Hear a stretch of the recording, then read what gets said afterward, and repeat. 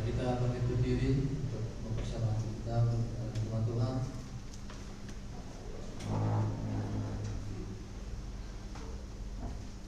Karena firman Tuhan adalah sumber kehidupan kita dan pengharapan kita.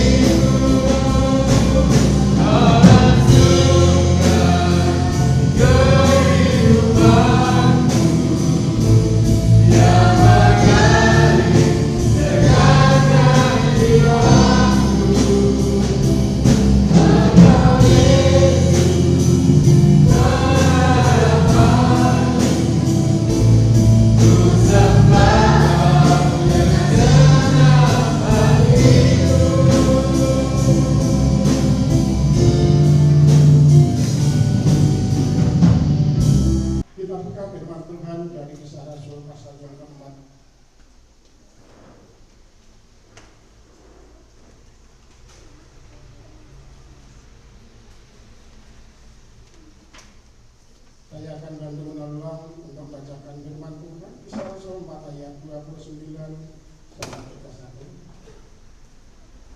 Dan sekarang ya Tuhan, lihatlah bagaimana mereka mengancam kami, dan berikanlah kepada hamba-hambamu keberanian untuk memberitakan firman-Mu. Ulurkanlah tanganmu untuk menyembuhkan orang, dan adakanlah tanda-tanda dan mukjizat-mukjizat oleh nama Yesus, hamba-Mu yang kudus. Dan ketika mereka sedang berdoa, goyanglah tempat mereka berkumpul itu, dan mereka semua penuh dengan Roh Kudus. Lalu mereka memberitakan firman Allah dengan berani. Bapak Ibu Saudara yang dikasihi oleh Tuhan Yesus Kristus, jika seseorang di dalam kehidupannya akan melakukan perkara-perkara yang tidak benar, perkara-perkara yang tidak baik, orang tidak perlu berjuang untuk melakukan, tetapi seolah-olah seperti sudah suatu alami. Karena di dalam kehidupan manusia secara kedagingan, secara jasmani adalah rindu untuk melakukan apa yang menyenangkan hati diri pribadi daripada untuk menjadi berkat bagi yang lain. Itulah sifat manusia yang sudah penuh dengan dosa. Tetapi saudara, jika seseorang akan melakukan apa yang baik, apa yang benar, apa yang menjadi berkat bagi orang lain, maka itu sangat diperlukan suatu perjuangan. Diperlukan suatu perjuangan. Mengapa? Sebab untuk menjadi berkat bagi yang lain, mungkin mengalami kerugian secara pribadi, mungkin mengalami suatu penderitaan secara pribadi. Tetapi itulah, untuk hidup menjadi berkat, maka diperlukan suatu perjuangan supaya sambalah apa yang menjadi maksud dan tujuan di dalam kehidupannya.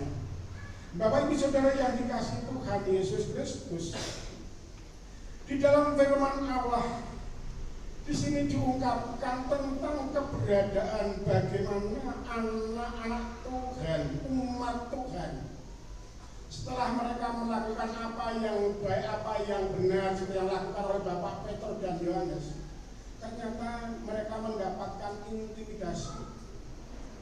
Ternyata mereka dipersalahkan. Ternyata mereka tidak mendapatkan suatu, seolah-olah suatu pujian, suatu penghargaan, tidak. Namun dia justru mendapatkan suatu, yaitu kecaman. Suatu kecaman. Diintimidasi, diancam, diadili karena melakukan kebenaran. Nah, Bapak Ibu Saudara yang dikasihi oleh Tuhan Yesus Kristus, di dalam firman Allah bahwa Tuhan mengungkapkan akan kebenaran firman Tuhan. Bagaimanakah jemaat mula-mula ketika mereka mendapatkan suatu intimidasi dalam kehidupannya, mendapatkan suatu ancaman untuk tidak menjadi berkat bagi yang lain. Di sini firman Tuhan mengungkapkannya. Dan sekarang ya Tuhan, lihatlah bagaimana mereka mengancam kami, dan berikanlah kepada hamba-Mu keberanian untuk memberitakan firman-Mu. Bapak Ibu Saudara, mereka diintimidasi, mereka diancam supaya berhenti melakukan apa yang baik, apa yang benar, apa yang diperkenan Allah, yang menyelamatkan bagi orang lain dengan pemberitaan firman Tuhan. Mereka diancam. Tetapi mereka tidak pernah berhenti, sudah sampai di situ. Namun mereka bersama-sama mendekatkan diri kepada Allah. Mereka bersama-sama mendekatkan diri kepada Allah, memberitahukan permasalahan, memberitahukan persoalannya yang dihadapinya, yang menghambat dia untuk menjadi peduli terhadap yang lain. Bagaimana Tuhan, mereka mengancam kami supaya kami berhenti untuk memberitakan firman-Mu, supaya kami berhenti untuk menjadi berkat, supaya kami berhenti untuk peduli orang lain, supaya kami berhenti untuk mengasihi mereka yang akan binasa. Tolong beri keberanian. Lah Bapak Ibu Saudara yang dikasihi oleh Tuhan Yesus Kristus, mereka bersama-sama dalam doa kepada Allah, mendekatkan diri kepada Allah untuk memberi kekuatan. Kalau di dalam Matius pasal yang ke-18 ayat 19-20 di sana diungkapkan, jika ada 2 atau 3 orang bersepakat dalam doa, dalam persekutuannya, maka hadir. Allah hadir, Allah memberkati mereka. Nah Bapak Ibu Saudara yang dikasihi oleh Tuhan Yesus Kristus, nah di sini di dalam persekutuan doa mereka pun percaya bahwa Allah hadir di tengah-tengah mereka. Allah hadir di tengah-tengah mereka untuk mendengar seruan doanya. Allah hadir di tengah-tengah mereka untuk menjawab, untuk memberkati kehidupan umat itu, supaya umat itu dalam hidupnya tetap menjadi berkat dan yang lain. Di sini Bapak Petrus dan Yohanes mengungkapkan, sebab tidak mungkin bagi kami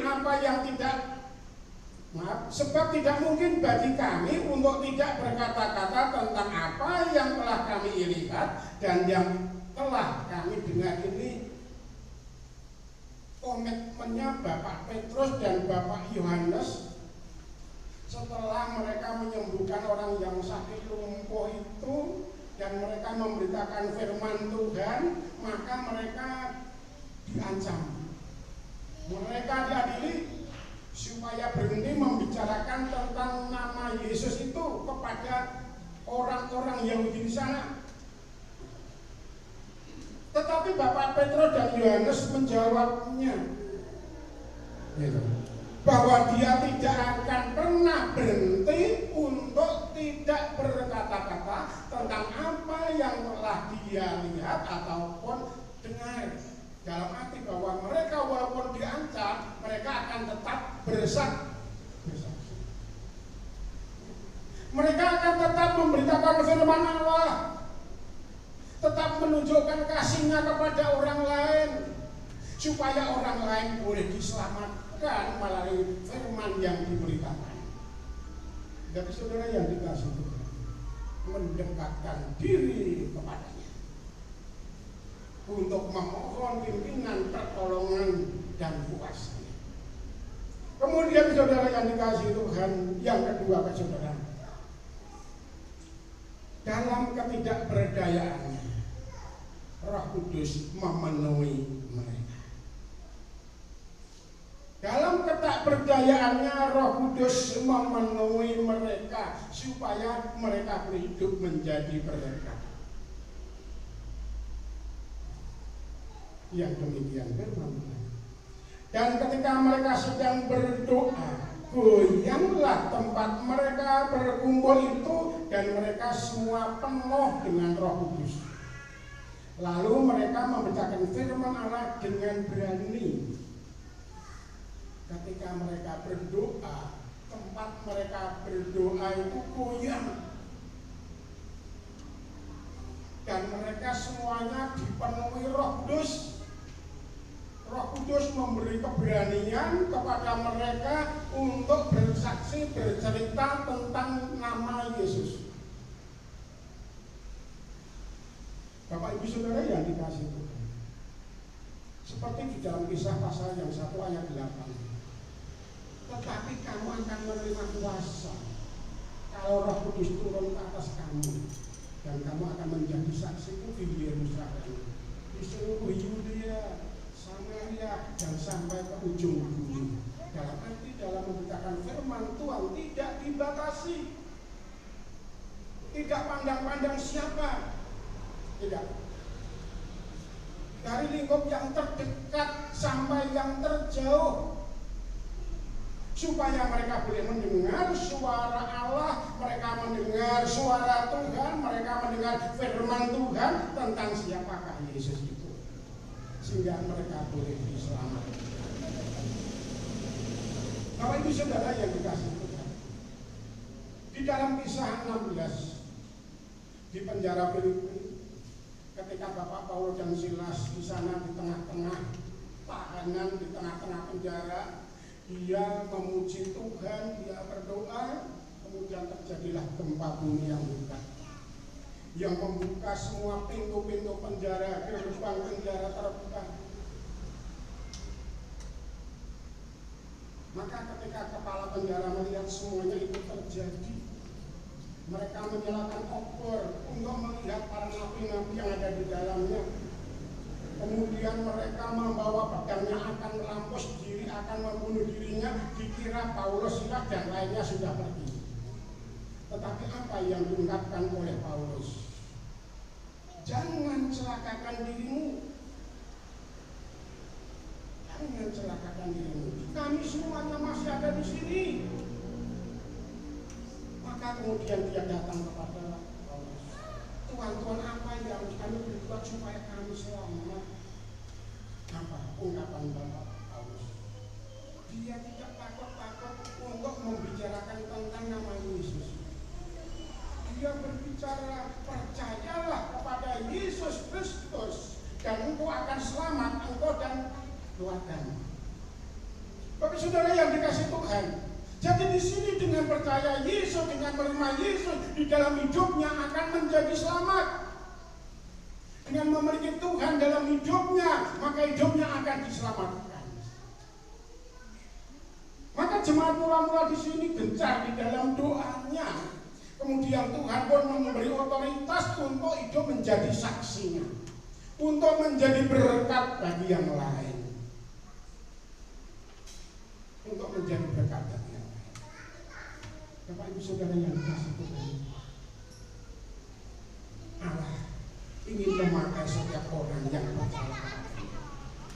Allah ingin memakainya untuk menjadi garam, menjadi terang, menjadi saksinya dimanapun berada. Baik itu di dalam tengah-tengah keluarga, di lingkungan masyarakat, tempat berkarya, tempat menuntut ilmu, mungkin dalam perjalanan, untuk hidup menjadi berkat bagi mereka. Bapak saudara yang dikasihi Tuhan, saya masih ingat di sini Bapak Andreas Warjo itu percaya kepada Yesus ketika masih di SMA. SMA datang ke gereja mengatakan mau percaya Yesus karena melihat orang-orang teman-temannya yang agama Kristen adalah orang itu kok baik-baik, kok mengasihi.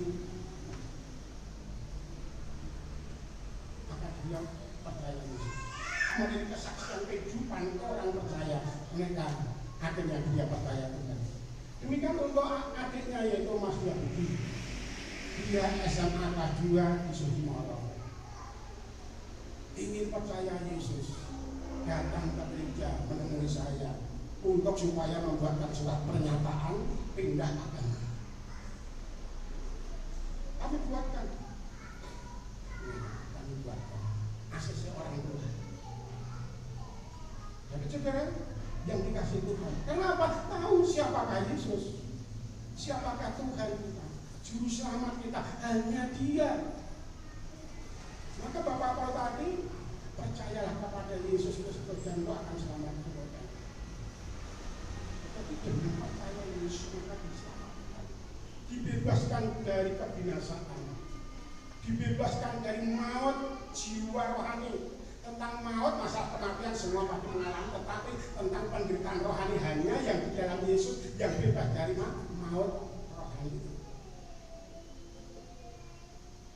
Seperti diungkapkan di dalam Roma 8 ayat 1 di sana. Sekarang aku tahu tidak ada penghukuman bagi yang hidup di dalam Yesus Kristus. Jadi yang hidup di dalam Yesus Kristus tidak ada penghukuman. Dalam arti tidak ada kebinasaan, tetapi yang ada adalah keselamatan. Maka jemaat mula-mula di sana memiliki kepedulian terhadap yang lain supaya orang-orang yang belum menjadi percaya Tuhan itu menjadi percaya, dan yang sudah percaya namun masih ragu-ragu menjadi mantap imannya dan akhirnya diselamatkan. Seperti di dalam kitab Yudas pasal, cuma satu pasal ayat yang ke-23 di sana. Tunjukkanlah belas kasihanmu kepada mereka yang ragu-ragu. Dengan jalan demikian engkau merampas mereka dari anak. Tapi saudara yang dikasih Tuhan, di sini. Hidup menjadi berkat bagi yang lain. Hidup menjadi berkat bagi saudara kita, bagi keluarga kita. Dan Roh Kudus pun menolong kita. Roh Kudus memampukan kita untuk kita boleh menjadi saksinya di mana kita berada. Karena tanpa pertolongannya, tanpa Roh Kudus ada dalam hidup kita, kita tidak berdaya. Tuhan mengungkapkan, di luar aku kamu tidak dapat berbuat apa-apa. Kita tidak dapat mengandalkan diri kita sendiri tanpa pertolongan Tuhan. Tuhan mengungkapkan, di luar aku kamu tidak dapat berbuat apa-apa. Maksudnya tidak bisa berbuat apa-apa itu tidak bisa berbuat untuk melakukan apa yang menyenangkan hati Tuhan, hidup yang menjadi berkat bagi yang lain, mungkin dan perkara-perkara yang lain. Sebab apa? Kecenderungan manusia di sana secara lahiriah adalah cenderung untuk melakukan apa yang menyenangkan hati pribadinya. Tetapi dengan pimpinan dan pertolongan Roh Kudus, maka di sanalah akhirnya kehidupan yang cenderung untuk menyenangkan hati diri, akhirnya di sana hidup cenderung hanya untuk menyenangkan hati Allah, cenderung untuk menyenangkan hati Tuhan dalam kehidupannya. Nah, Bapak Saudara yang dikasihi Tuhan, jemaat murah-murah secara bersama-sama dia datang kepada Allah dalam ketakberdayaannya, dan Roh Kudus pun menguasai mereka sehingga mereka siap untuk menjadi saksi Tuhan, menjadi berkat bagi yang lain. Kemudian yang ketiga, saudara,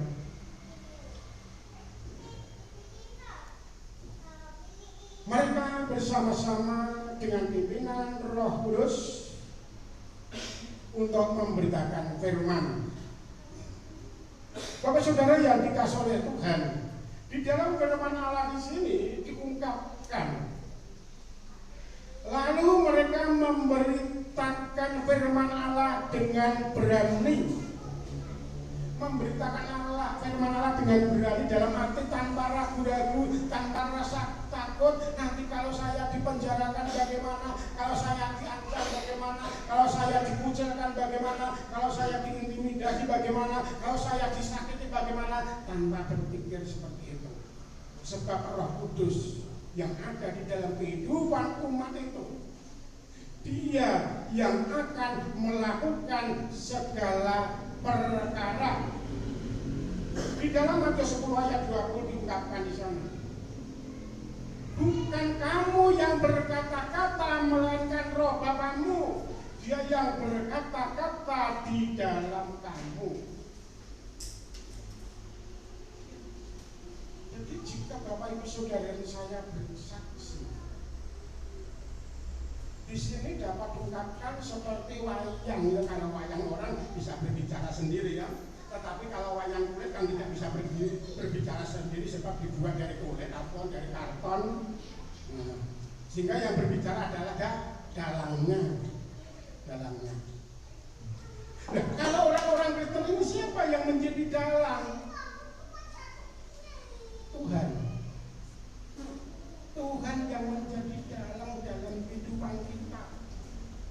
Roh Tuhan yang menguasai dalam hidup kita, kemudian menggerakkan kita untuk berbicara seperti Bapak Petrus dan Yohanes. Dia penuh dengan Roh Kudus, maka akhirnya dia mengungkapkan, dia mengatakan bahwa dia menyembuhkan orang yang sakit itu oleh karena nama Yesus Kristus. Oleh karena nama Yesus Kristus, bukan karena yang lain, tetapi karena nama Yesus. Di dalam ayat yang ke-8 saya dari ayat 7. Lalu Petrus dan Yohanes dihadapkan kepada sidang itu dan mulai diperiksa dengan pertanyaan ini, dengan kuasa manakah engkau, atau dalam nama siapakah kamu bertindak dengan demikian itu? Maka jawab Petrus penuh dengan Roh Kudus, hai pemimpin-pemimpin umat dan tua-tua, jika kami sekarang harus diperiksa karena sesuatu kebajikan kepada seorang sakit dan harus menerangkan dengan kuasa manakah orang itu disembuhkan, Maka ketahuilah oleh kamu sekalian dan oleh seluruh umat Israel bahwa dalam nama Yesus Kristus orang Nazaret yang telah kamu salibkan tetapi yang telah dibangkitkan Allah dari antara orang mati, bahwa oleh karena Yesus itulah orang ini berdiri sehat sekarang di hadapanmu. Jadi dalam nama Yesus orang lumpuh tadi sembuh. Dalam nama Yesus, dan di situ Bapak Petrus dan Yohanes berbicara tentang itu karena Roh Kudus yang mendikte, yang berbicara dalam hatinya di dalam tengah-tengah sidang. Bapak Ibu Saudara yang dikasihi Tuhan Yesus Kristus, jadi terhadap setiap anak-anaknya, setiap orang yang percaya kepadanya, jika Bapak Ibu Saudara dan saya akan melakukan perkara-perkara yang baik, yang menjadi berkat bagi orang lain, melakukan perkara-perkara yang menyenangkan hati Tuhan, maka Roh Kudus pun siap untuk menolong kita. Roh Kudus menolong kita. Bapak Ibu Saudara saat ini ada dalam rumah ibadah ini, saya yakin Bapak Ibu Saudara didorong oleh Roh Kudus. Kalau roh setan tidak mendorong kita beribadah, Roh Kudus yang mendorong kita. Kalau roh setan di sana, kalau roh jahat di sana, buatlah. Pekerjaanmu banyak, itu belum terselesaikan. Ayo rampung besok masih ada hari Minggu. Mungkin terjadi seperti itu. Diulur-ulur, kemudian besok lagi setan berbicara seperti itu dalam hati membisik lagi. Pekerjaan masih banyak, jangan ke gereja beribadah. Lampung selesaikan dulu pekerjaanmu itu. Nanti besok itu kan masih ada minggu loh. Terus akhirnya sampai mungkin bulanan, mungkin tahunan, sehingga ke gereja kalau ada Natal, mungkin ke gereja kalau ada Paskah, mungkin ke gereja kalau ada perjamuan Tuhan dan lain sebagainya. Karena apa? Karena itu tadi. Ini tidak didorong Roh Kudus tetapi roh setan, roh jahat. Tetapi kalau Roh Kudus mendorong kita, ayo ibadah, carilah dahulu kerajaan Allah dan kebenarannya, maka semuanya ditambahkan kepadamu. Tuhan menyiapkan berkat bagi setiap orang yang mencari Dia dahulu, yang menyenangkan hati Dia, dan Tuhan tidak akan pernah mengecewakan kita. Bahwa Tuhan menolong kita. Setiap kita akan melakukan apa yang menyenangkan hati Allah. Jangan takut, yakinilah, sebab Tuhan bersabda, bukan kamu yang berkata, melainkan Roh kamu yang berkata-kata di dalam kamu untuk kamu ungkapkan sehingga nama Tuhan dimuliakan dan kamu boleh diterima oleh yang lain. Tuhan memberkati kita. Mari kita dekatkan diri kepada Allah dalam ketakwaan kita. Roh Kudus menolong kita, menguasai kita. Roh Kudus pun memberi keberanian kepada kita untuk kita menjadi saksinya. Saya percaya, siapkah saudara dipakai Tuhan menjadi saksinya? Siap. Tuhan memberkati. Mari kita akan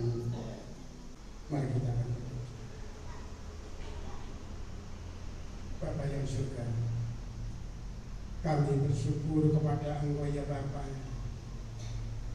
karena Engkau telah memberkati kami dan ibadah pada hari ini Tuhan. Oleh pimpinan pertolongan Roh Kudus kami memuji Engkau. Oleh pimpinan pertolongan Roh Kudus kami bersyafaat.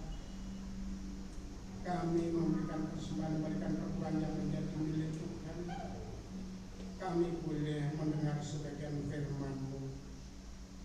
Namun Bapa, jika ada perkara-perkara yang tidak berkenan di hati-Mu dalam ibadah kami di pagi hari ini, kami mohon pengampunan. Kerinduan hidup kami hanya untuk menyenangkan hati-Mu, untuk memuliakan nama-Mu.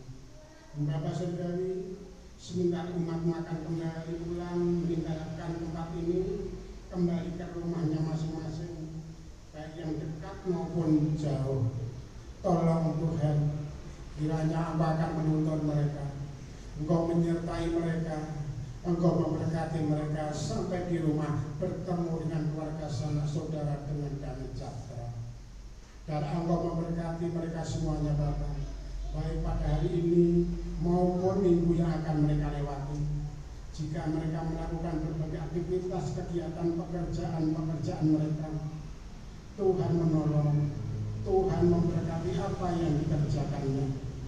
Dan setiap langkah perjalanannya, Engkau pun menuntun ke tempat tujuan. Terpujilah namamu Bapa, terpujilah namamu Yesus, terpujilah namamu Roh Kudus.